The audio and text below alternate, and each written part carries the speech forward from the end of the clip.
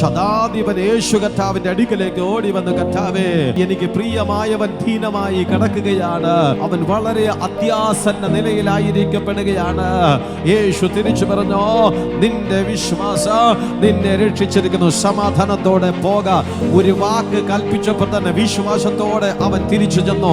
തിരിച്ചു ചെന്നപ്പോൾ തന്റെ ബാല്യക്കാരൻ പൂർണ്ണ സൗഖ്യത്തോടെ ഇരുന്നു.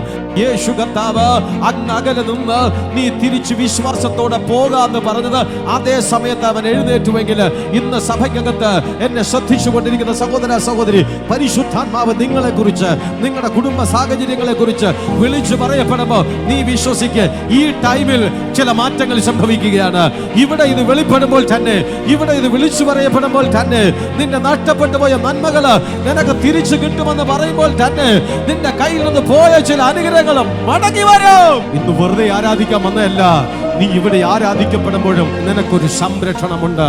നിന്റെ കുടുംബത്തെ സംരക്ഷിക്കുന്ന, നിന്റെ കുഞ്ഞുങ്ങളെ സംരക്ഷിക്കുന്ന, നിന്റെ തൊഴിൽ മേഖലകളെ സംരക്ഷിക്കുന്ന, നിങ്ങളായിരിക്കുന്ന ഓരോ മേഖലകളെ സംരക്ഷിക്കുന്ന ഒരു കർത്താവിന്റെ പാദപീഠത്തിലാണ് നിങ്ങൾ ഓരോരുത്തരും ആയിരിക്കപ്പെടുന്നത്.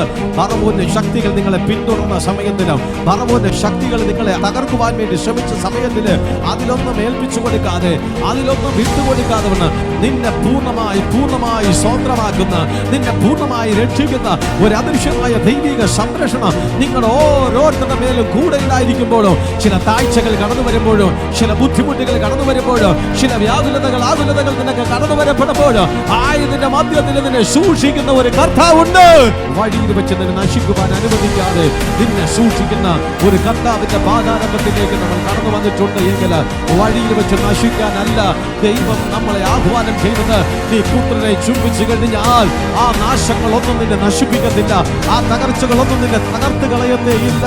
ദൈവത്തിന്റെ പ്രത്യേകമായ സംരക്ഷണ വലയത്തിനകത്ത് നിങ്ങളായിരിക്കും.